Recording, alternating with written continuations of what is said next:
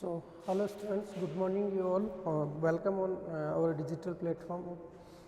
So, last lecture में अपन BSc part first का जो पेपर चल रहा था अपना डाइवर्सिटी ऑफ एनिमल में अपन ने जो फाइलम प्रोटोजोआ था, प्रोटोजोआ के जो ऑर्गेनिज्म थे उनके बारे में अपन ने डिस्कस किया था कि प्रोटोजोआ के ऑर्गेनिज्म में अपने प्रोटोजोआ में एमीबा, उसके बाद में एंट अमीबा, यूग्लिना, उसके बाद में पैरामीशियम और पैरामीशियम के बाद में अपन ने प्लाज्मोडियम, ठीक है, ये सारी स्पीसीज अपन फाइलम प्रोटोजोआ की पढ़ चुके हैं। उसके बाद में अपन आज बात करने वाले हैं जो अपना सेकंड फाइलम है पोरीफोरा, ठीक है। देखिए डिटेल क्लासिफिकेशन की अपन बात कर रहे हैं तो यहाँ जितने भी ऑर्गेनिज्म हैं उनके अपन क्लासिफिकेशन की भी बात करेंगे और साथ में उनमें किस तरीके के कैरेक्टर आपको देखने के मिलते हैं, ये ऑर्गेनिज्म किस तरीके के इन्वायरमेंट में रहते हैं, क्या यहाँ की फेवरेबल कंडीशंस हैं, तो ये सब चीज़ें अपने को थोड़ा यहाँ डिस्कस करेंगे। चलिए, देखिए जब अपन क्लासिफिकेशन की बात कर रहे थे तो अपन ने क्लासिफिकेशन को ऑर्गेनिज्म को 3 कैटेगरीज में अपन ने डिवाइड किया था। जो आपका किंगडम एनिमेलिया था उसको अपन ने 3 सब किंगडम में डिवाइड किया। उसमें अपन ने एक बात की थी प्रोटोजोआ, उसके बाद में दूसरा अपन ने कहा था मीसोजोआ, और तीसरा अपन ने कहा था यूमेटाजोआ,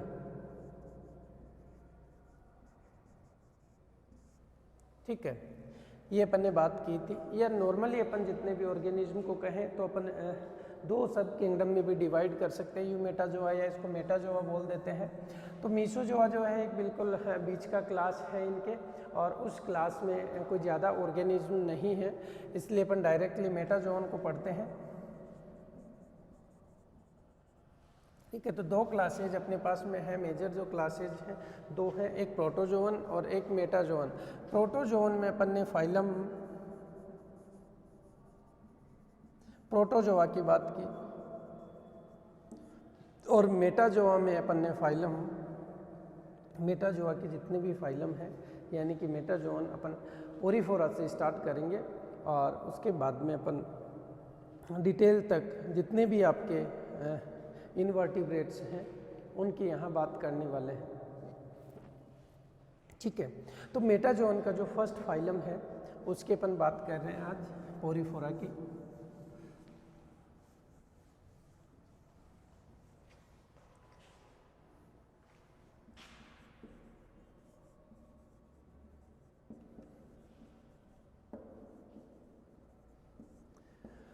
फाइलम पोरीफोरा, पोरीफोरा का मतलब देखिए नाम से ही पता चल रहा है अपने को, हर फाइलम का जो नाम है अपने को बहुत सारी इन्फॉर्मेशन देता है। जैसे अपन ने प्रोटोजोआ की बात की थी तो अपन ने कहा था कि इस फाइलम के जो ऑर्गेनिज्म है, प्रोटोस का मतलब होता है पहले, कि उन ऑर्गेनिज्म का डेवलपमेंट पहले हुआ था, यानी वो पहले डेवलप्ड एनिमल थे तो उनको अपन ने प्रोटोस नाम दिया।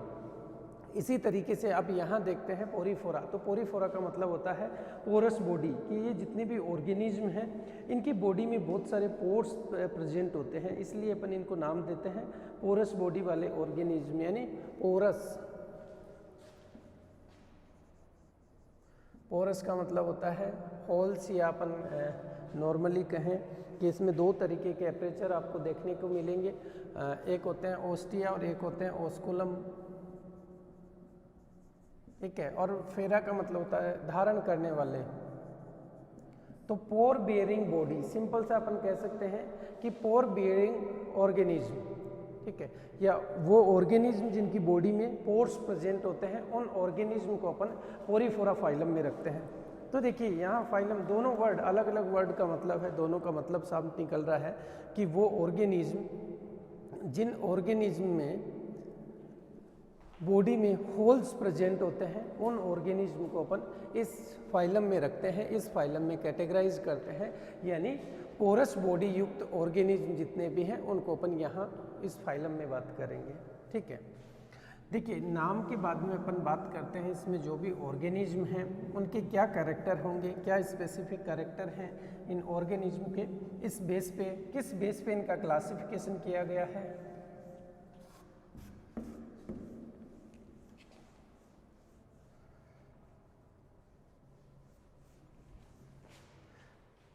देखिए, सो नेक्स्ट बात करते हैं जनरल कैरेक्टर की बात करते हैं यहाँ की, ये ऑर्गेनिज्म के जनरल कैरेक्टर क्या होंगे।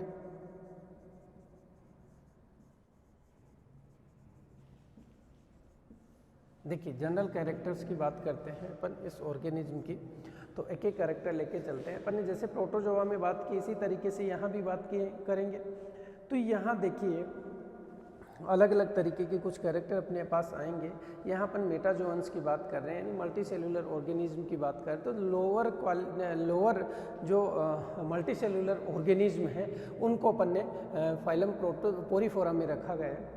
तो फाइलम पोरीफोरा के जो भी ऑर्गेनिज्म हैं यानी उनको कह सकते हैं कि लोअर मेटाजोन, ठीक है, लोअर मेटाजोन, या फिर अपन इनको कहें कि ये जो निम्न श्रेणी के मल्टी सेलुलर ऑर्गेनिज्म हैं तो लोअर मल्टी सेलुलर बोल सकते हैं।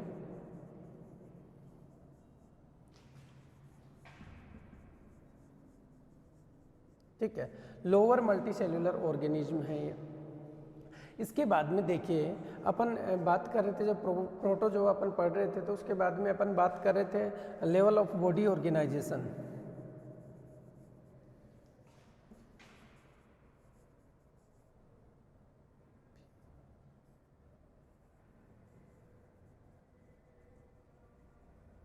ठीक है, लेवल ऑफ बॉडी ऑर्गेनाइजेशन की अपन बात करते हैं यहाँ पे।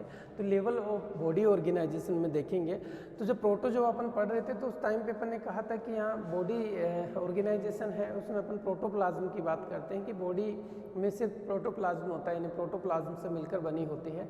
यहाँ अपन बात करेंगे बॉडी ऑर्गेनाइजेशन कैसा होता है, सेल्यूलर। ठीक है, सेल्यूलर लेवल ऑफ ऑर्गेनाइजेशन की यहाँ बात कर रहे हैं अपन। ठीक है, सेल्यूलर ऑर्गेनाइजेशन होता है यानी कि बॉडी सेल से मिलकर बनी होती है, बहुत सारी सेल्स होती हैं बॉडी में, वो सेल्स काम करती हैं और पूरे बॉडी का फॉर्मेशन करती हैं। ठीक है, उसके बाद में फिर अपन नेक्स्ट कैरेक्टर पे जाते हैं, सिमेट्री की बात करेंगे अपन।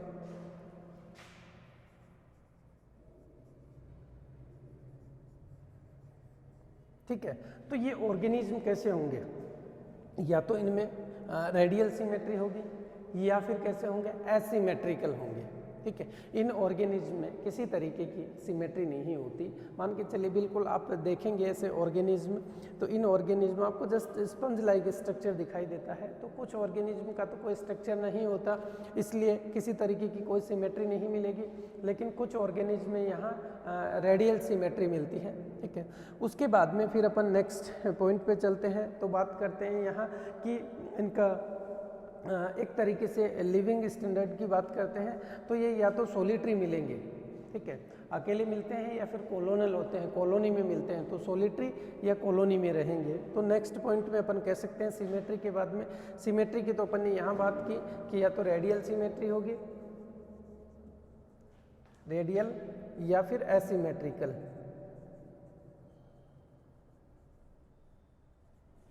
दो तरीके की सिमेट्री की अपन ने यहाँ बात की, रेडियल सिमेट्री या एसिमेट्रिकल की अपन यहाँ बात करते हैं। उसके बाद में देखिए इनका बॉडी स्ट्रक्चर की अपन बात करते हैं, तो बॉडी स्ट्रक्चर इनका जस्ट लाइक कुछ में गेंद जैसा, कहीं पे आपको फूलदान जैसा दिखाई देता है, फूल रखने का जो जगह होती है उस तरीके का, या फिर कुछ स्पेसीज तो ऐसी होती हैं बिल्कुल बेलनाकार, यानी उनका आकार देखोगे आप तो नली के आकार के दिखाई देते हैं, या फिर गद्दी जैसे वो दिखाई देते हैं, क्योंकि स्पंज होता है और स्पंज में क्या होती है, गद्दी की तरीके का होता है। ठीक है, इसके बाद में देखिए कुछ जो ऑर्गेनिज्म हैं उनकी कुछ तो सेसाइल ऑर्गेनिज्म होती हैं और कुछ एक तरीके से स्थिर होती हैं, एक जगह पे रहने वाली होती हैं, कुछ फ्री लिविंग होती हैं।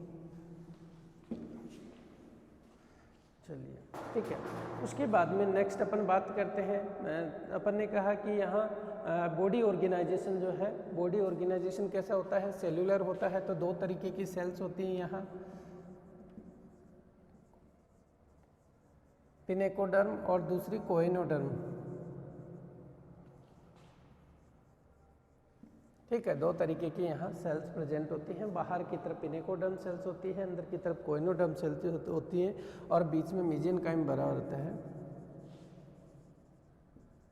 ठीक है, बीच में मीजेनकाइम भरा हुआ है, और मीजेनकाइम में भी यहाँ डिफरेंट टाइप की और सेल्स प्रेजेंट हैं, जिनको अपन अमीबोइड सेल्स बोलते हैं। ये सेल्स डिफरेंट तरीके के फंक्शन करती हैं, यानी कि ये अंदर की तरफ कन्वर्ट होती रहती है, अदर सेल्स में कन्वर्ट हो जाती हैं और डिफरेंट तरीके की और सेल्स का फॉर्मेशन करती हैं। वो सेल्स अलग अलग तरीके से फंक्शन करती है, कोई सिक्रेटरी फंक्शन करती है, कोई फीडिंग में हेल्प करती है, कोई सेल्स आगे जाकर गैमिट फॉर्मेशन में हेल्प करती हैं, तो डिफरेंट टाइप के अदर सेल्स में कन्वर्ट हो जाती है। तो यहाँ अपन बात कर रहे हैं कि बॉडी ऑर्गेनाइजेशन सेलुलर लेवल की बात करें, यानी सेल्स ही बॉडी में, तो बाहर की तरफ इनेकोडर्म सेल्स और अंदर की तरफ कोइनोडर्म सेल्स और बीच में मेजेनकाइम है। मेजेनकाइम में डिफरेंट तरीके की और सेल्स प्रेजेंट है, यानी जिनको अमीबोइड सेल्स बोलते हैं। उन अमीबोइड सेल्स में फिर एक तरीके से अपन कहें कि मॉडिफिकेशन होता रहता है और वो डिफरेंट टाइप की अदर सेल्स में कन्वर्ट होती रहती है, ठीक है। उसके बाद में फिर देखिए अपन बात करते हैं इनमें जो वाटर करंट का जो प्रवाह है उसके लिए जैसे अपन बात करें यहाँ पे, तो वाटर का फ्लो यहाँ देखिए, मैंने कहा बॉडी पोरस होती है, यानी बॉडी में बहुत सारे पोर्स होते हैं। तो यहाँ पे दो तरीके के पोर्स आपको दिखाई देंगे इन ऑर्गेनिज्म में, एक होते हैं ओस्टिया और दूसरे होते हैं ओस्कुलम, ठीक है, ओस्टिया और ओस्कुलम। आप देखेंगे बॉडी का स्ट्रक्चर देखते हैं तो पूरी बॉडी पे आपको बहुत सारे स्मॉल पोर्स दिखाई देंगे, उनको नाम देते हैं अपन ओस्टिया, यानी मैनी नंबर्स, ठीक है, बहुत नंबर में ओस्टिया प्रेजेंट होते हैं। और ऊपर की तरफ आप देखते हैं तो सिर्फ एक पोर, वन पोर के रूप में, ओस्कुलम के रूप में बाहर खुलते हैं, ठीक है। तो बहुत सारे ओस्टिया होते हैं और ओस्टिया अंदर की तरफ स्पॉन्जोसिल कैविटी में, यहाँ देखिए अपन सीलोम कैविटी की बात करते हैं तो वो तो इन ऑर्गेनिज्म में एब्सेंट होती है, लेकिन सीलोम की जगह अलग तरीके की कैविटीज होती है। यहाँ अपन जो कैविटी है उसकी बात करेंगे, स्पॉन्जोसिल कैविटी की बात करते हैं। सिलेंट्रेट्स में अपन जाते हैं तो वहाँ गैस्ट्रोवेसिकुलर कैविटी की बात करते हैं। तो यहाँ जो पोरीफोरा की मेंबर्स हैं उनमें आप देखेंगे तो अंदर की तरफ आपको सिलेंट्रोन कैविटी मिलती है अंदर की तरफ इनमें, तो वो जो स्पॉन्जोसिल कैविटी मिलती है। और तो स्पॉन्जोसिल कैविटी में जो ओस्टिया है वो अंदर की तरफ आकर खुलते हैं एक तरीके से, इस तरीके का इनका इससे स्ट्रक्चर दिखाई देता है। तो यहाँ आके इसमें ओस्टिया खुल रहे हैं, ये ओस्टिया है, जो ये पोर्स आपको दिखाई दे रहे हैं इनको आप ओस्टिया बोल रहे हैं, ये जो पोर खुल रहा है इसको ओस्कुलम बोल रहे हैं। और ये अंदर की तरफ जो कैविटी है इस कैविटी को बोलते हैं स्पॉन्जोसिल कैविटी, ठीक है। नेक्स्ट फिर बात करते हैं तो बहुत सारे बॉडी पे पोर्स हैं और इन पोर्स की वजह से इस फाइलम का नाम पोरीफेरा रखा गया है। उसके बाद में देखिए अपन बात करें इसमें तो इनका जो स्कल है, ठीक है, यानी जो कंकाल है उसमें कैल्शियम की कंटिकाएं, ठीक है, कैल्शियम की कंटिकाएं प्रेजेंट होंगी, या सिलिका की कंटिकाएं होंगी, या स्पॉन्जिन फाइबर्स होंगे, ठीक है, या तो कैल्शियम की कंटिकाएं होंगी या स्पॉन्जिन फाइबर्स होंगे या फिर सिलिका की कंटिकाएं होंगी, यानी कि जो बाहर का जो स्केलेटन है वो इन स्पिक्यूल से मिलकर बना होता है, ठीक है। तो तीन तरीके के यहाँ स्पिक्यूल्स मिलेंगे और स्पिक्यूल्स का भी आप स्ट्रक्चर देखेंगे तो monaxon, diaxon, triaxon, अलग अलग तरीके के स्पिक्यूल्स का फॉर्मेशन होता है यहाँ पे, ठीक है। अब देखिए नेक्स्ट अगर अपन बात करते हैं तो यहाँ जो आपकी कोइनोसाइट्स हैं या इनको कोलर कोशिकाएं भी बोलते हैं, ये एक तरीके से अंदर की तरफ जो कोइनोडर्म सेल्स हैं वो इनमें ही कुछ सेल्स होती है, मैंने कहा अंदर की तरफ एमीबॉइड सेल्स हैं वो कन्वर्ट हो जाती हैं, कोलर सेल्स का फॉर्मेशन करते हैं, उसमें सिलिका होती है, सिलिका सीलिया प्रेजेंट होते हैं, जो सीलिया क्या करते हैं, हेल्प करते हैं, फीडिंग में हेल्प करते हैं या फिर वाटर को फिल्टर करने में भी हेल्प करते हैं यहाँ पे। सो नेक्स्ट फिर अपन बात कर रहे हैं तो नेक्स्ट अब देखेंगे, मैंने कहा कि स्पिक्यूल्स की कंटिकाएं होती हैं, इसके बाद में फिर देखिए न्यूट्रिशन की अपन बात करें तो न्यूट्रिशन यहाँ इंट्रासेलुलर यानी सेल्स के अंदर ही डाइजेशन होता है, इंट्रासेलुलर होता है। जो कोइनोसाइट सेल्स हैं इनमें सीलिया प्रेजेंट होते हैं, ये सीलिया क्या करते हैं, न्यूट्रिशन पकड़ेंगे यहाँ से और उनको जो अमीबॉइड सेल्स हैं उनके थ्रू अंदर की तरफ एनगल्फ कर लेते हैं, उसके बाद में इसमें मॉडिफिकेशंस होता है, ठीक है, ये डिफरेंट तरीके से मॉडिफाई होती रहती है। सो उसके बाद में फिर अपन बात करते हैं न्यूट्रिशन की। तो न्यूट्रिशन इंट्रासेल्यूलर हो गया, और न्यूट्रिशन के बाद में अगर अदर ऑर्गन्स की अपन बात करते हैं कि जैसे एक्सक्रेटरी ऑर्गन की बात करें या रेस्पिरेटरी ऑर्गन्स की बात करें, तो यहाँ कोई परफेक्ट ऑर्गन्स यहाँ नहीं होते। तो रेस्पिरेशन जनरल सरफेस के द्वारा ही होता है, और एक्सक्रेशन भी जनरल एस्कुलम ओस्टिया से पानी अंदर एंटर करता है और ओस्कुलम से बाहर निकलता है। तो उसके थ्रू ही जो भी वेस्ट मटेरियल है उसको स्पॉन्जोसील कैविटी में डाल दिया जाता है, और वहाँ से वो वाटर के थ्रू बाहर ओस्कुलम के द्वारा बाहर निकल जाते हैं। ठीक है, उसके बाद में फिर देखिए नेक्स्ट बात करते हैं। तो ये मोस्टली जो ऑर्गेनिज्म हैं वो कैसे होते हैं, हर्मेफ्रोडाइट होते हैं। हर्मेफ्रोडाइट हैं यानी कि उभयलिंगी होते हैं, मेल फीमेल दोनों एक ही गेमिट में होते हैं, लेकिन फिर भी इनमें क्रॉस फर्टिलाइजेशन होता है, यानी कि जो स्पर्म है वो ओस्टिया के थ्रू अंदर एंट्री करते हैं, और उसके बाद में उनको जो ये कोइनोसाइट सेल्स हैं वो हेल्प करती हैं, यानी कि फर्टिलाइजेशन में भी हेल्प करती हैं। तो यहाँ फर्टिलाइजेशन कैसा है, हर्मेफ्रोडाइट है, ध्यान रखिए हर्मेफ्रोडाइट यानी उभयलिंगी है। उभयलिंगी का मतलब ये है कि मेल और फीमेल दोनों गेमिट एक ही ऑर्गेनिज्म में है, लेकिन फिर भी सेल्फ फर्टिलाइजेशन नहीं होता, यानी कि फिर भी क्रॉस फर्टिलाइजेशन होगा। एक स्पीसीज से जो और स्पर्म सेल्स हैं वो जाएंगी दूसरे स्पीसीज के ओस्टिया से एंटर करते हुए, फिर वहाँ जो एग्स हैं उनको फर्टिलाइज करेगी। ठीक है, तो यहाँ फर्टिलाइजेशन कैसा होता है, क्रॉस फर्टिलाइजेशन।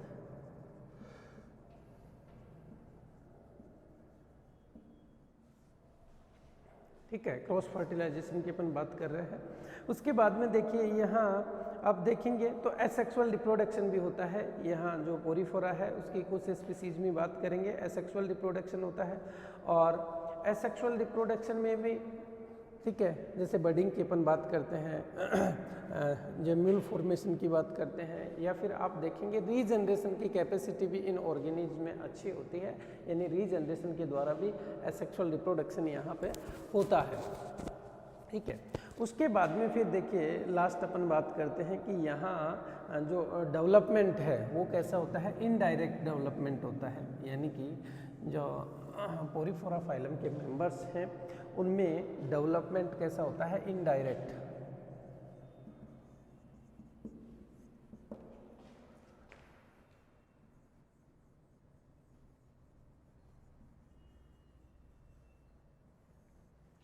इनडायरेक्ट डेवलपमेंट होता है, यानी कि यहाँ बीच में लार्वल स्टेज होती है, और लार्वल स्टेज में आप यहाँ देखेंगे तो दो तरीके के लार्वा मिलते हैं आपको यहाँ पे, या तो एम्फीब्लास्टुला लार्वा मिलेंगे या पेरेनकाइमुला लार्वा मिलेंगे।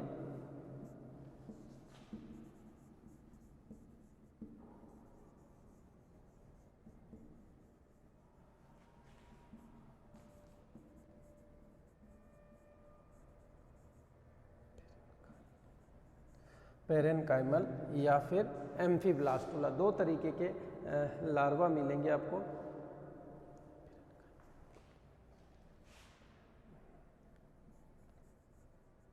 ठीक है, तो डेवलपमेंट कैसा हो गया, इनडायरेक्ट, यानी पहले इनके बीच में कोई ना कोई लार्वल स्टेज होगी और इनमें से कोई सा भी लार्वा होगा, या तो एम्फीब्लास्टुला होगा या पेरेनकाइमुला होगा।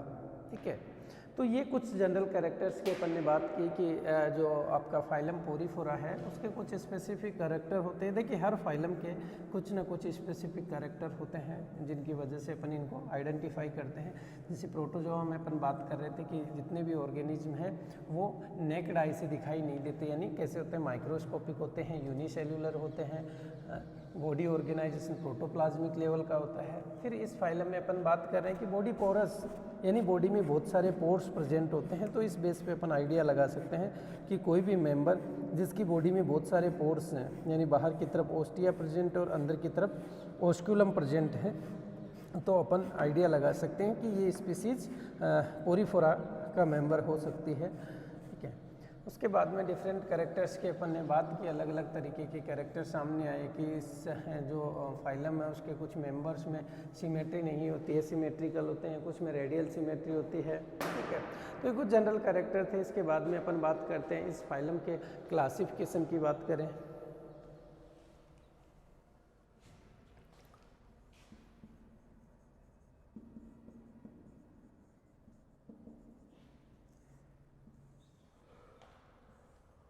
देखिए इस फाइलम का क्लासिफिकेशन की बात करते हैं। अभी मैंने बताया था कि इसकी बॉडी में जो इसका स्केलेटन है उसमें 3 तरीके की स्पिक्यूल्स प्रेजेंट होती हैं, यानी कैलकेरिया की कैल्शियम की स्पिक्यूल्स प्रेजेंट होती हैं, सिलिका की स्पिक्यूल्स होती हैं, या स्पॉन्जिन फाइबर्स होते हैं।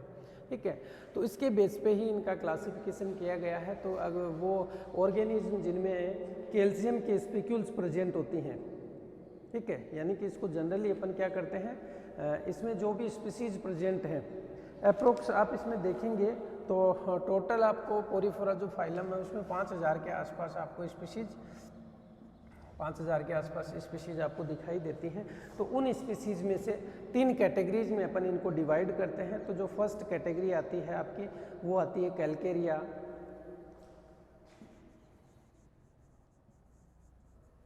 ठीक है, कैलकेरिया क्लास होती है, या इस क्लास को दूसरे नाम से भी जानते हैं कैल्सियोस्पोंजियाई, यानी कैल्सियोस्पोंजियाई। अब देखिए सिंपल सा वर्ड है कैलकेरिया। कैलकेरिया का मतलब देखिए यहाँ क्या होता है, कैल्सियस एक वर्ड है, कैल्सियस, कैल्सियस का मतलब होता है लाइम या चूना, ठीक है, लाइम या चूना। और स्पॉन्जिया का मतलब स्पंज, सिंपल से वो स्पंज जिनमें कैल्शियम की कंटिकाएं प्रेजेंट होती हैं, यानी स्पिक्यूल्स प्रेजेंट होती हैं, उनको अपन कैलकेरिया क्लास में रखते हैं, यानी 3 क्लासेज में डिवाइड किया है। फर्स्ट जो क्लास है वो कौन सी हो गई, कैलकेरिया हो गई, ठीक है। तो कैलकेरिया में देखिए जनरल कैरेक्टर देखें कैलकेरिया क्लास के, तो ये क्या होते हैं, नॉर्मली ऐसे स्पंज हैं जिनमें कैल्शियम की कंटिकाएं प्रेजेंट होती हैं, ठीक है। उसके बाद में देखिए इनके जो बॉडी ऑर्गेनाइजेशन है इनमें देखिए एक स्पेसिफिक कैरेक्टर होता है, वो है इनमें कैनाल सिस्टम का, ठीक है। 3 तरीके की यहाँ कैनाल प्रेजेंट होती हैं, उनको बोलते हैं एस्केनोइड, साइक्लोइड और ल्यूकेनोइड टाइप की कैनाल प्रेजेंट होती हैं। तो इसमें जो कैलकेरिया है उसमें तीनों तरीके की हो सकती हैं, एस्केनोइड या ल्यूकेनोइड या फिर साइक्लोइड, तीनों टाइप में से किसी भी तरीके के हो सकते हैं। उसके बाद में उसमें देखेंगे तो मोस्टली जो ऑर्गेनिज्म है वो कैसे होते हैं, समुद्री होते हैं, यानी समुद्र में रहने वाले होते हैं। इनके अगर आप स्ट्रक्चर देखेंगे तो आपको बेलनाकार आकार के दिखाई देते हैं। तो कैलकेरिया जो क्लास है वो कैसे होती है, यानी कैल्शियम की कंटिकाओं से मिलकर बना हुआ है। उसके बाद में फिर अपन बात करते हैं इसमें कि इसमें देखेंगे तो मोस्टली जो स्पीसीज है वो बेलनाकार या फूलदान के समान अपने को दिखाई देती है। उसके बाद में जो बॉडी ऑर्गेनाइजेशन है उसमें देखेंगे तो एस्केनोइड या साइकेनोइड या ल्यूकेनोइड प्रकार की कैनाल प्रेजेंट होती हैं। और ये मोस्टली जो ऑर्गेनिज्म है वो कैसे होते हैं, समुद्र में पाए जाने वाले ऑर्गेनिज्म हैं। यहाँ देखिए इन ऑर्गेनिज्म में कुछ एग्जाम्पल की अपन बात करते हैं यहाँ पे।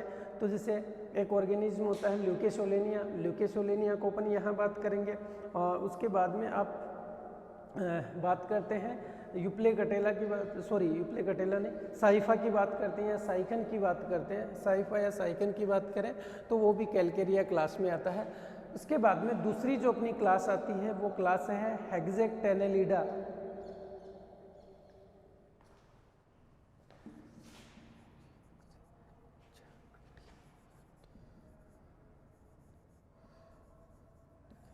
हेक्सेक्टेनेलिडा क्लास की अपन बात कर रहे हैं, यानी दूसरी क्लास है हेक्सेक्टेनेलिडा। यानी कि इसमें आप देखेंगे तो जो कंटिकाएं हैं वो कैसी होती हैं, ये हेक्सागोनल शेप में आपको स्पिक्यूल्स यहाँ मिलेंगी। नाम से ही पता चल रहा है, यानी हेक्स का मतलब 6 कंटिकाएं होंगी। और अंदर की तरफ यानी कि स्ट्रक्चर जो है इनका ये कांच की तरह आपको दिखाई देता है, इसलिए इनको ग्लास स्पंज भी बोलते हैं, यानी ग्लास स्पंज भी बोलते हैं इनको। और दूसरा नाम इनको हाइलोस्पोंजियाई भी बोलते हैं, ठीक है। दूसरा जो इस क्लास का नाम है या तो हेक्सेक्टेनेलिडा या फिर हाइलोस्पोंजियाई। हाइलो का मतलब होता है ग्लास, तो ग्लास जैसा स्पंज दिखाई देते हैं, इसलिए इनको नाम देते हैं, ग्लास स्पंज भी नाम देते हैं, ठीक है। देखिए उसके बाद में इसके कुछ जनरल कैरेक्टर की बात करें तो ये कैसे स्पंज हैं, इनको अपन बोल रहे हैं कांच स्पंज या ग्लास स्पंज। और इनकी देखिए लेंथ कितने हो सकते हैं, ये 1 मीटर तक लंबे हो सकते हैं। ये ऑर्गेनिज्म जितने भी हैं 1 मीटर तक हेक्साक्टिनिलिडा जो क्लास है इसके मेंबर्स 1 मीटर लंबे हो सकते हैं। उसके बाद में देखिए आप स्ट्रक्चर देखेंगे बॉडी का तो बिल्कुल प्याले या कलश के जैसा या फूलदान के जैसा स्ट्रक्चर इनका दिखाई देंगे।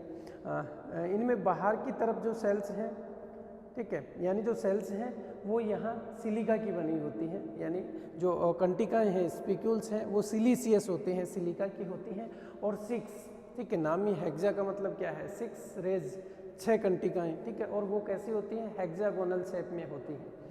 सिलिका की कंटिकाएँ हेक्सागोनल शेप में है, ठीक है। उसके बाद में जो नेक्स्ट बात करते हैं यहाँ, तो ये भी मोस्टली आपको गहरे समुद्र में रहने वाले दिखाई देंगे।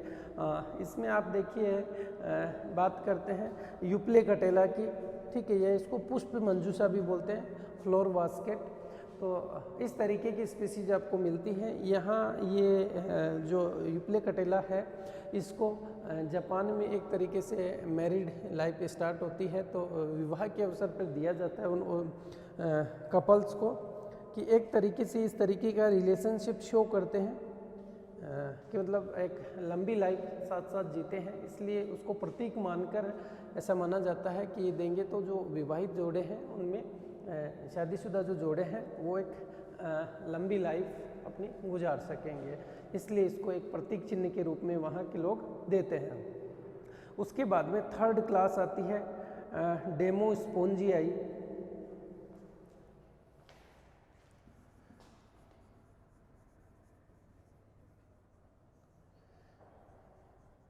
डेमोस्पोंजियाई क्लास की बात कर रहे हैं अपन, 3rd क्लास है। देखिए डेमो का मतलब क्या है, यहाँ डेमो का मतलब एक ग्रीक वर्ड है, डेमो का मतलब होता है चौखट या फ्रेम, और स्पंज का मतलब स्पंज। तो ये भी जो स्पंज हैं ये बड़े आकार के होते हैं। इनमें मोस्टली आप देखेंगे तो इनका स्केलेटन में या तो एब्सेंट होती हैं, जो स्पिक्यूल्स की अपन बात कर रहे हैं एब्सेंट होती हैं, या सिलिका की या स्पोंजिन फाइबर्स दोनों की मिलकर बनी होती है। तो डेमोस्पोंजियाई, डेमो का मतलब होता है फ्रेम, फ्रेम यानी चौखट, और स्पोंजियाई का मतलब स्पंज हो गया, ठीक है। तो डेमोस्पोंजियाई जो क्लास है इसके मेंबर्स एक तरीके से ये भी लंबे साइज के मेंबर्स हैं। और यहाँ आप देखते हैं तो अपन अभी बात कर रहे थे कि इनकी जो स्केलेटन सिस्टम है इसमें स्पिक्यूल्स प्रेजेंट होती हैं, तो यहाँ किसी भी तरीके की कोई आपको स्पिक्यूल्स या तो मिलेगी नहीं, और अगर मिलेंगी तो यहाँ सिलिका, ठीक है, सिलिका या फिर स्पोंजिन फाइबर दोनों मिक्स में मिलेंगे, ठीक है। तो इस क्लास को अपन नाम देते हैं डेमोस्पोंजियाई, ठीक है। और इनमें आप देखेंगे तो जो स्पिक्यूल्स हैं वो अगर हैं प्रेजेंट हैं तो वो मोनो एक्सोन या टेट्रा एक्सोन कंडीशन में होती हैं, ट्राई एक्सोन कंडीशन में कभी नहीं होती। जो स्पिक्यूल्स की अपन बात करेंगे कि देखिए इस तरीके की स्पिक्यूल्स प्रेजेंट होती हैं, उनका इस तरीके का स्ट्रक्चर होता है। तो अगर ये इस तरीके की है तो मोनो एक्सोन बोलते हैं, और अगर दोनों तरफ से नुकुली है तो इसको डाई एक्सोन बोलते हैं, और 3 तरीके से ऐसे निकली हुई है तो इसको ट्राई एक्सोन, और चारों तरीके से नुकुली निकली हुई तो टेट्रा एक्सोन बोलते हैं। तो मोस्टली जो स्पीसीज हैं डेमोस्पोंजियाई की, तो वो या तो कैसी होंगी टेट्रा एक्सोन होंगी या मोनो एक्सोन होंगी, या इनमें कभी भी ट्राई एक्सोन नहीं होती, ठीक है, ट्राई एक्सोन कभी भी नहीं होती। और यहाँ अपन जैसे बॉडी ऑर्गेनाइजेशन में कैनाल सिस्टम की बात करते हैं यहाँ पे, तो वो कैसा होता है ल्यूकेनोइड टाइप का होता है, यहाँ के ऑर्गेनिज्म में ल्यूकेनाइड टाइप का सिस्टम होता है, ठीक है।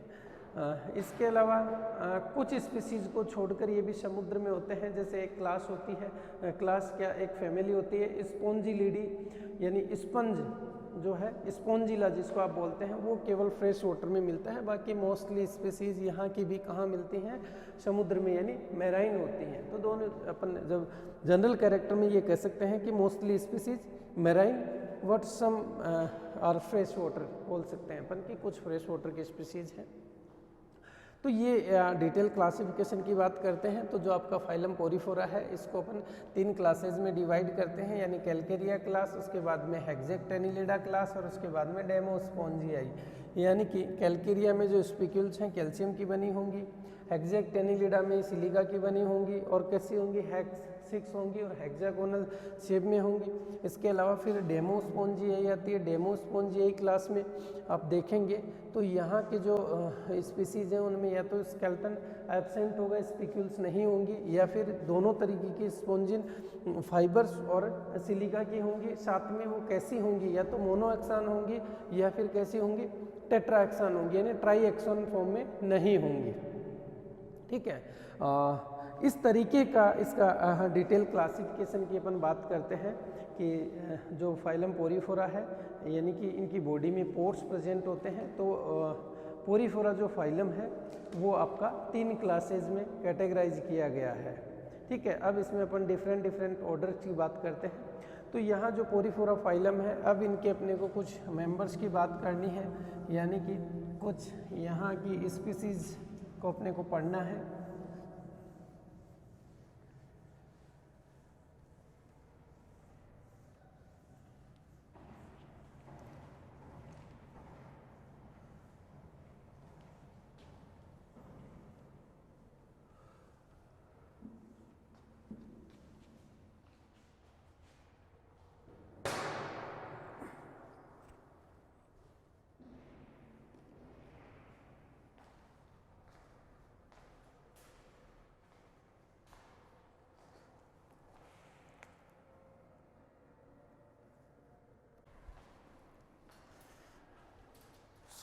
हम बात कर रहे हैं जो पोरीफोरा की कुछ स्पीसीज की, इस फाइलम में जो स्पीसीज हैं उनको भी अपने को पढ़ना है।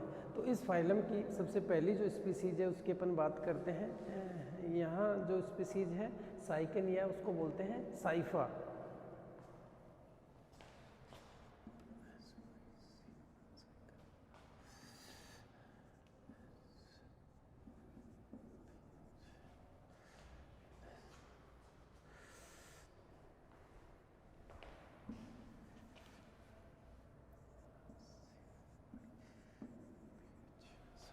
ठीक है, जो पोरीफोरा की फाइलम की जो फर्स्ट स्पीसीज है अपनी, उसका नाम है साइकन या साइफा। इस स्पीसीज के बारे में अपने को पढ़ना है। देखिए, सबसे पहले अपन कोई भी स्पीसीज पढ़ रहे होते हैं तो उस स्पीसीज के बारे में जानते हैं। तो यानी ये जो साइफा है इसको नॉर्मली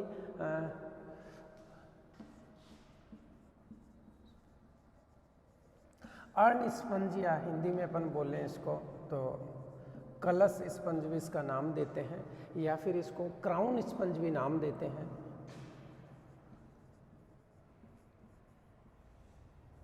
ठीक है, क्राउन स्पंज के नाम से भी जानते हैं इसको। तो या तो ये साइकन बोलेंगे, या फिर अर्न स्पंज बोलते हैं, या फिर क्लश स्पंज बोलते हैं, या फिर क्राउन स्पंज के नाम से भी जानते हैं। उसके बाद में फिर अपन सीधे क्लासिफिकेशन की तरफ मूव करते हैं कि इस स्पीसीज, कोई भी स्पीसीज पढ़ रहे हैं अपन, देखिए उसके डिफरेंट कैरेक्टर की बात करते हैं, क्लासिफिकेशन कैसा है उसका। उसके बाद में हैबिटाट, फिर मॉर्फोलॉजी की बात करते हैं, और उसके बाद में अपन उसके अदर पैरामीटर्स पर जाते हैं। यहाँ देखिए अपन सबसे पहले बात कर रहे हैं इसके क्लासिफिकेशन की। तो क्लासिफिकेशन देखिए, ये पोरीफेरा का मेंबर है, अपने को पता ही है। उसके बाद में जो क्लास है वो कैसी क्लास है, या कैलकेरिया क्लास है। कैलकेरिया क्लास की अपन यहाँ बात कर रहे हैं। तो कैलकेरिया क्लास का मेंबर है स्पंज, साइफा या साइकन। ठीक है, अब देखिए सबसे पहले अपन बात करते हैं हैबिट और हैबिटाट की बात करते हैं।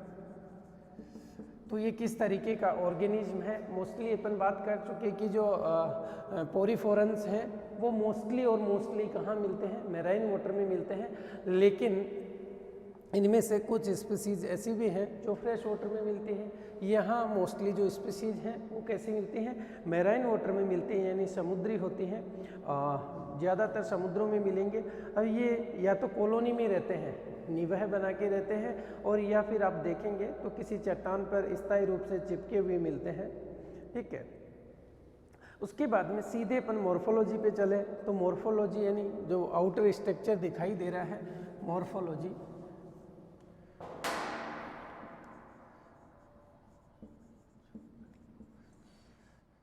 मॉर्फोलॉजी की अपन बात करें तो बाहर से जो स्ट्रक्चर दिखाई दे रहा है उसको अपन मॉर्फोलॉजी बोलते हैं। तो इस फाइलम की जो स्पीसीज हैं उनकी पहले ही अपन बात कर चुके हैं कि ये फूलदान जैसा इनका स्ट्रक्चर दिखाई देता है। फूलदान जैसा दिखाई देगा, राउंड शेप में दिखाई देता है। तो मोस्टली जो यहाँ की स्पीसीज है उनमें रेडियल सिमेट्री मिलेगी यहाँ, और ये सिमिति मिलती है।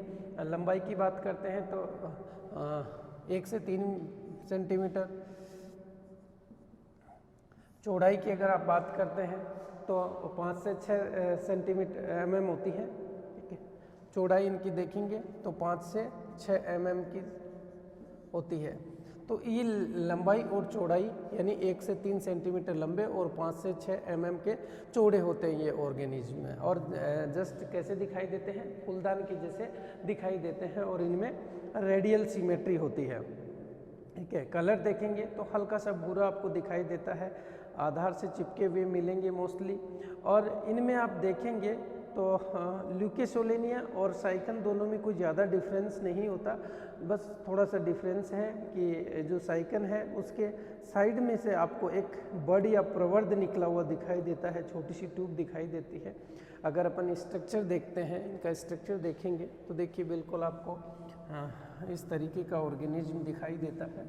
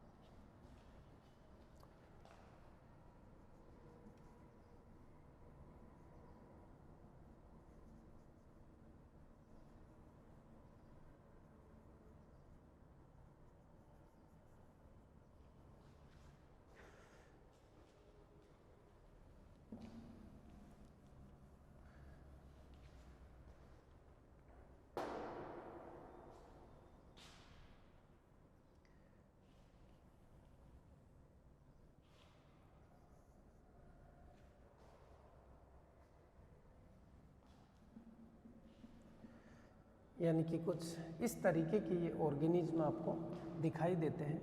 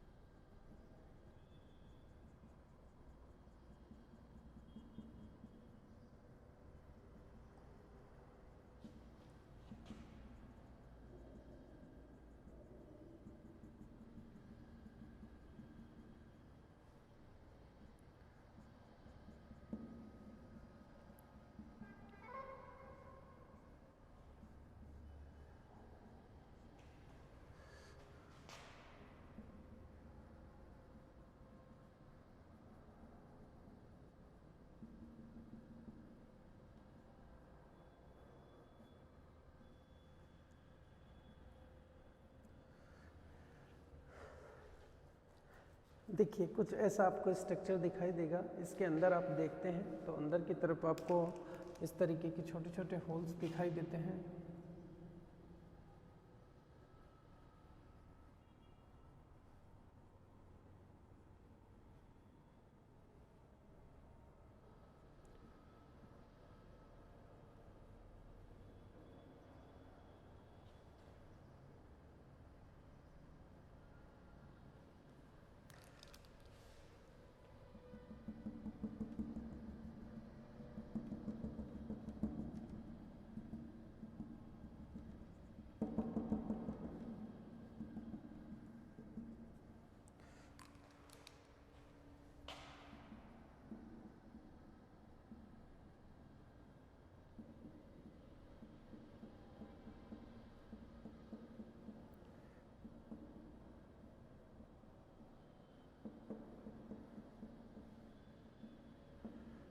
देखिए ऐसा कुछ साइकन का आपको स्ट्रक्चर दिखाई देगा।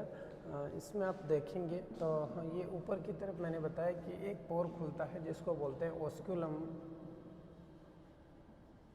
ये बहुत सारे आपको दिखाई दे रहे हैं, इनको नाम देते हैं ओस्टिया। ठीक है, ओस्टिया और ओस्कुलम। इधर साइड में देखिए आप कि इधर बाहर की तरफ एक स्ट्रक्चर दिखाई दे रहा है छोटा सा निकला हुआ, जिसको बोलते हैं बर्ड। और ये जो स्ट्रक्चर मैंने बनाया है इधर की तरफ, इसको नाम देते हैं स्पिक्यूल्स बोलते हैं।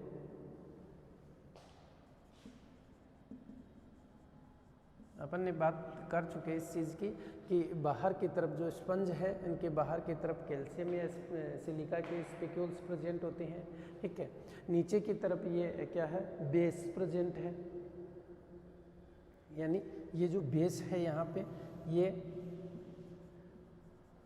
सबस्ट्रेटम पे चिपके हुए रहते हैं। नीचे की तरफ है सबस्ट्रेटम और उस पे ये चिपके रहते हैं बेस से। तो ऊपर की तरफ हो गए ये डर्मल ओस्टिया, यानी कि इन ओस्टिया के थ्रू बॉडी में पानी एंटर करता है और ओस्कुलम के थ्रू बाहर निकलता है। तो मोस्टली ल्यूकेसोलेनिया और साइकिन में ज़्यादा कुछ डिफरेंस नहीं होता बॉडी में, नॉर्मली बॉडी दोनों की सेम ही दिखाई देती है। लेकिन ये जो बड है वो सिर्फ अलग होता है। साइकिन या साइफा में बाहर की तरफ बड निकला रहता है छोटा सा, जिसको मुकुलन बोलते हैं अपन, और उस बड के थ्रू इनमें एसेक्सुअल रिप्रोडक्शन होता है। ठीक है, चलिए तो अपन बात कर रहे हैं इसमें कि बहुत सारे छिद्र दिखाई देते हैं जिनको बोलते हैं ओस्टिया, और ऊपर की तरफ एक पोर खुलता है जिसको बोलते हैं ओस्कुलम, यानी बाहर की तरफ झालरदार, झालर जैसी फ्रिंज है, बाहर की तरफ झालर निकली हुई है, उसके थ्रू ओस्कुलम से बाहर खुलते हैं। तो ओस्टिया से पानी प्रवेश करता है और ओस्कुलम से पानी बाहर निकल जाता है। ठीक है, देखिए उसके बाद अपन बात करते हैं कैनाल सिस्टम की। यहाँ अपन ने बात किया कि पोरीफोरा में 3 तरीके का कैनाल सिस्टम पाया जाता है, एस्केनॉइड, साइकोनॉइड और ल्यूकेनॉइड टाइप का कैनाल सिस्टम प्रेजेंट होता है। ठीक है, तो यहाँ साइकेनॉइड या साइकिन टाइप का कैनाल सिस्टम प्रेजेंट होता है। देखिए अपन देखते हैं कि किस तरीके से कैनाल सिस्टम में वर्क होता है, किधर से पानी एंटर करता है।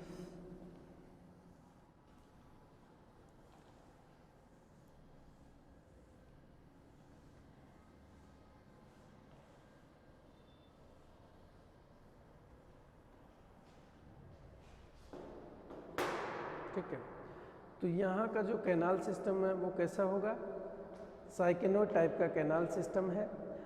कैनाल सिस्टम में देखिए पहले अगर इसका स्ट्रक्चर अपन काट के देखते हैं, टीएस अगर आप इसका काट के देखते हैं तो आपको कुछ इस तरीके का स्ट्रक्चर इसका दिखाई देता है।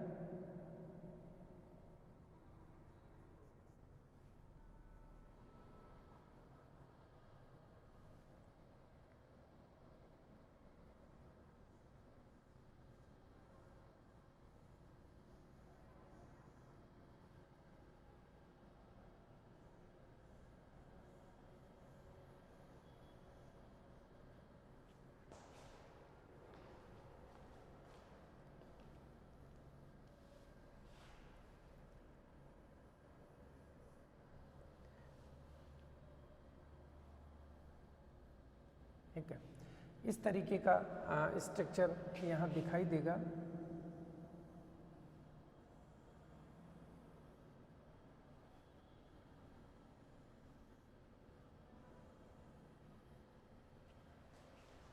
ठीक है, जस्ट बाहर की तरफ आपको पता है कि ये कैविटी है, बाहर की तरफ खुल रही है ऐसे, और बाहर प्रेजेंट अपने को पता है कि झालर जैसा स्ट्रक्चर प्रेजेंट है बाहर की साइड में। ठीक है, अब देखिए अंदर की तरफ आप देखेंगे इसमें क्या क्या सिस्टम आपको दिखाई देता है। नीचे की तरफ बेस वाला रीजन है, यानी कि ये नीचे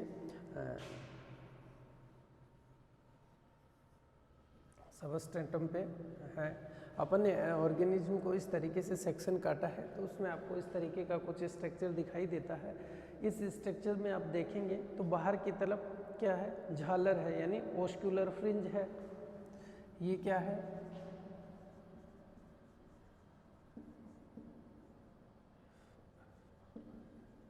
ओस्कुलर फ्रिंज है, जस्ट नीचे ओस्कुलम है। ठीक है, अब देखिए जो इंटरनल स्ट्रक्चर है, मैंने बताया कि यहाँ ट्री कैविटी तो एब्सेंट होती है, लेकिन अंदर की तरफ एक कैविटी प्रेजेंट होती है जिसको बोलते हैं अपन स्पॉन्जोसील कैविटी।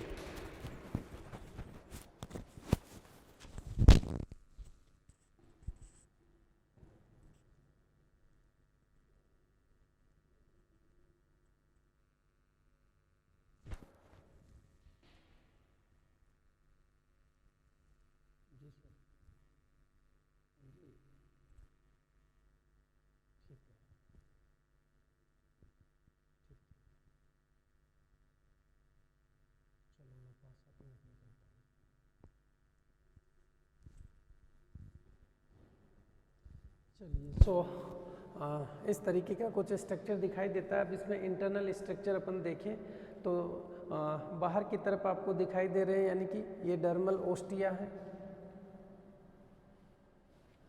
देखिए इसमें आपको इस तरीके का भी कुछ स्ट्रक्चर दिखाई देता है।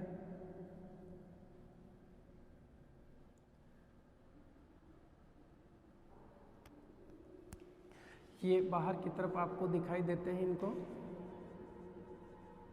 डर्मल ओस्टिया बोलते हैं। ठीक है, डर्मल ओस्टिया है। और जस्ट नीचे की तरफ आप देखते हैं तो ये जो डर्मल ओस्टिया है, यहाँ से पानी एंटर करेगा, एंटर करता है, इनको बोलते हैं यहाँ इन करंट कैनाल्स, यानी इन करंट कैनाल के थ्रू अंदर एंट्री मारेगा पानी। और उसके बाद में अंदर की तरफ कुछ पोर्स प्रेजेंट हैं, उन पोर को बोलते हैं अपन प्रोसोपाइल।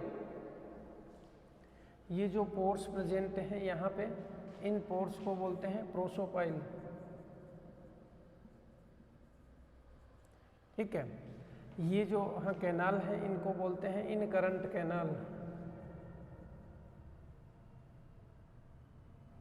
ठीक है, ये जो कैनाल्स हैं इनके थ्रू पानी अंदर कर रहा है और प्रोसोपाइल से अंदर की तरफ आ रहा है पानी, यानी कि प्रोसोपाइल से पानी अंदर की तरफ आ रहा है। और अंदर की तरफ जो होल्स प्रेजेंट हैं इनको नाम देते हैं अपन एपोपाइल।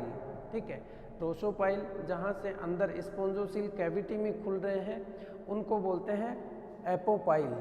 ठीक है, ये अंदर की तरफ होती है। अंदर की तरफ जो कैविटी, ये जो कैनाल है, ये वाली जो कैनाल है इसको बोलते हैं रेडियल कैनाल।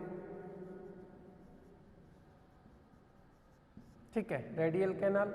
और ये रेडियल कैनाल जिस पोर से बाहर खुलती है इसको बोलते हैं अपन एपोपाइल, यानी कि जिस पोर से ये बाहर इसमें स्पोंजोसिल कैविटी में खुल रही है।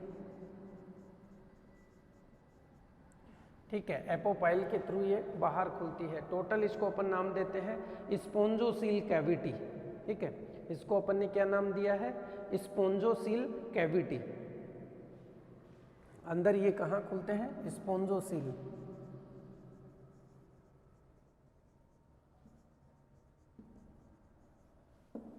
ठीक है, तो टोटल कुछ इस तरीके का अपने को साइक्लोइड जो कैनाल सिस्टम है उसका स्ट्रक्चर दिखाई देता है। यानी कि इसके स्ट्रक्चर में आप देखेंगे तो बाहर की तरफ ओस्कुलर फ्रिंज है, यानी झालर प्रेजेंट है, वो ओस्कुलम को एक तरीके से कवर करके रखती है। जस्ट नीचे की तरफ देख रहे हैं स्पोंजोसिल कैविटी है।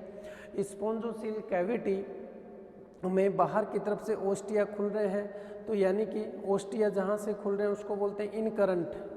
ओस्टिया जहाँ से एंटर कर रहे हैं उसको बोलते हैं इन करंट कैनाल। इन करंट कैनाल एक छोटे से ओपनिंग के द्वारा खुलती है रेडियल कैनाल में, बीच में है रेडियल कैनाल, और रेडियल कैनाल एक पोर के द्वारा खुल रही है स्पोंजोसिल कैविटी में। मान के चलिए ये इस तरीके का कुछ स्ट्रक्चर है।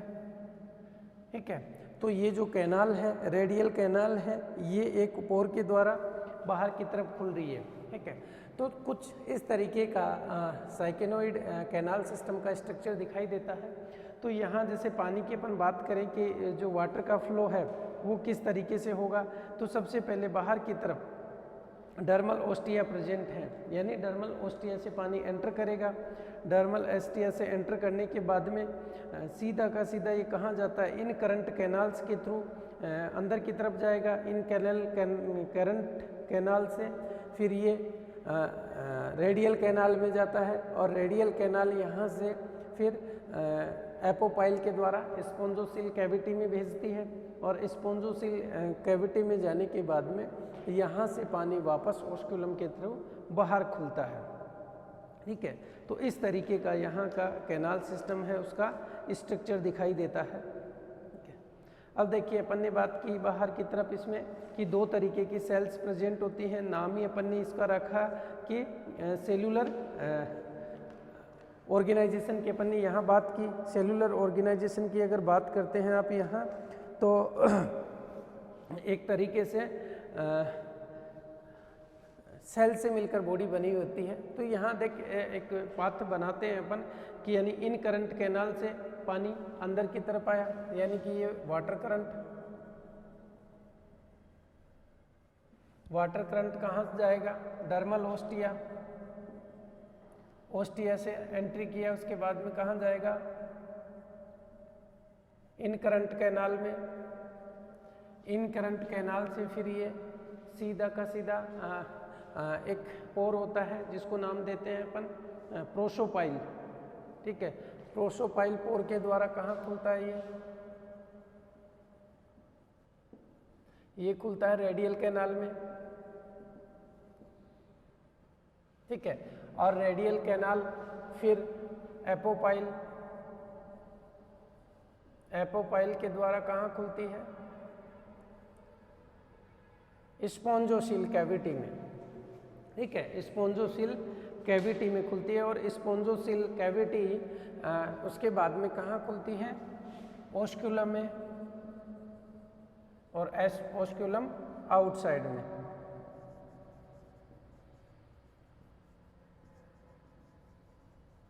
ठीक है। इस तरीके का आपको पूरा का पूरा एक जो सर्कुलेशन का पाथ है, मतलब वाटर सर्कुलेशन का जो पाथ है वो ऐसा कैसा दिखाई देता है, ठीक है।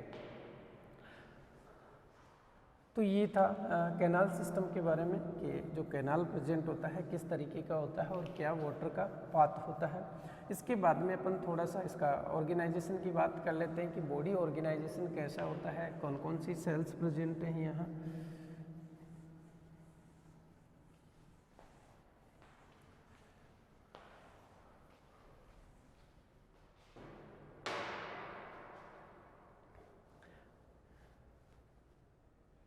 देखिए अब बात करते हैं अपन सेलुलर ऑर्गेनाइजेशन की।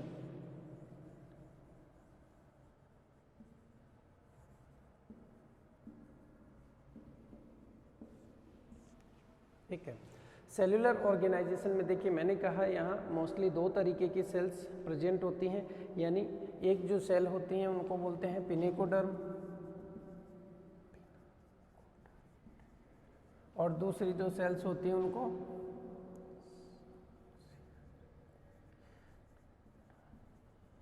कोएनोडर्म। दो तरीके की सेल्स यहाँ प्रेजेंट होती हैं, ठीक है। तो जो बाहर की तरफ जो सेल्स प्रेजेंट है उनको कोएनोडर्म और अंदर की तरफ जो सेल्स प्रेजेंट हैं उनको बाहर की तरफ पिनेकोडर्म सेल और अंदर की तरफ कोएनोडर्म सेल्स।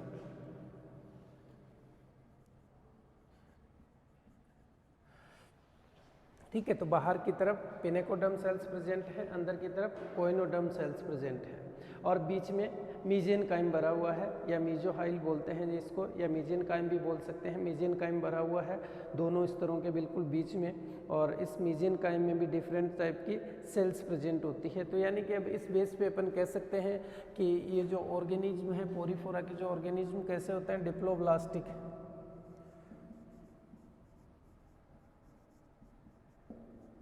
डिप्लोब्लास्टिक का मतलब दो लेयर्स, ठीक है। तो एक एक्टोडर्म और एक एंडोडर्म दोनों लेयर हो गई। तो एक्टोडर्म यानी पिनेकोडर्म सेल से बनी हुई है और एंडोडर्म यानी कोएनोडर्म सेल से मिलकर बनी हुई है। तो इसका मतलब यहाँ ये ऑर्गेनिज्म कैसे हो गए, डिप्लोब्लास्टिक ऑर्गेनिज्म हो गए। अब देखिए सबसे पहले अपन बात करें यहाँ पिनेकोडर्म सेल्स की, तो पिनेकोडर्म को एक्सोपिनेकोडर्म और एंडोपिनेकोडर्म दो टाइप्स में फिर डिवाइड करते हैं, ठीक है। कुल मिला के बात यह है कि बाहर की तरफ जो सेल्स प्रेजेंट हैं उनको पिनेकोडर्म और अंदर की तरफ जो प्रेजेंट हैं उनको कोएनोडर्म सेल्स बोलते हैं। बीच में जो मीजोग्लिया है, दोनों के बीच में भरा हुआ है मीजेनकाइम या मीजोग्लिया जिसको बोलते हैं, जिसमें आप देखेंगे तो कोलेजन प्रोटीन्स के फाइबर्स हैं या फिर स्पिक्यूल्स हैं जो अंदर की तरफ धंसी हुई रहती है उसमें पाई जाती हैं। और उसमें कुछ और मैंने आपको बताया कि अमीबा जैसी कुछ सेल्स और दिखाई देती हैं, उनको अमीबोइड सेल्स बोलते हैं अपन, या अमीबोसाइट्स भी नाम देते हैं। ये देखिए अमीबोसाइट्स जो सेल्स हैं ये आगे जाकर फिर कुछ अलग अलग कार्यों को करने लग जाती है। इस बेस पे अपन उनको अलग अलग नाम्स देते हैं, जैसे आर्कियोसाइट्स, ठीक है। कुछ सेल्स आर्कियोसाइट्स होती हैं, ये टोटीपोटेंट होती हैं, यानी कि जो आर्कियोसाइट सेल्स हैं वो मेल और फीमेल गैमेट्स का फॉर्मेशन करती हैं, स्पर्म और ओवम का फॉर्मेशन करेंगे।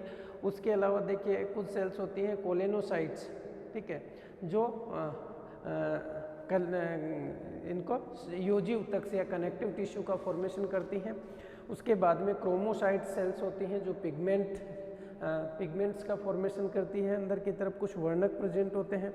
इसके अलावा थियोसाइट्स होती हैं या मायोसाइट्स होती हैं या स्क्लेरोब्लास्ट सेल्स। देखिए सबसे इम्पोर्टेंट जो सेल्स हैं यहाँ वो है स्क्लेरोब्लास्ट सेल्स, यानी स्क्लेरोब्लास्ट सेल्स वो सेल्स होती हैं जो स्पिक्यूल्स का फॉर्मेशन करती हैं। ठीक है, अगर इन स्पिक्यूल्स के फॉर्मेशन की बात करेंगे अपन तो जो स्क्लेरोब्लास्ट सेल्स हैं वो इन स्पिक्यूल्स का फॉर्मेशन करती हैं। ठीक है, और जो स्पिक्यूल्स हैं इनमें फिर अंदर की तरफ और देखेंगे तो कुछ सेल्स ग्लैंड सेल्स भी प्रेजेंट होती हैं, यानी ग्रंथिल कोशिकाएं भी होती हैं। तो इस तरीके से जो अमीबोइड सेल्स हैं वो अलग अलग तरीके से मॉडिफाई हो जाती हैं। ठीक है, तो इस तरीके का कुछ इसका सेलुलर ऑर्गेनाइजेशन यानी बॉडी का जो स्ट्रक्चर है, बाहर की तरफ स्केलेटन है, वो इस तरीके का अपने को दिखाई देता है।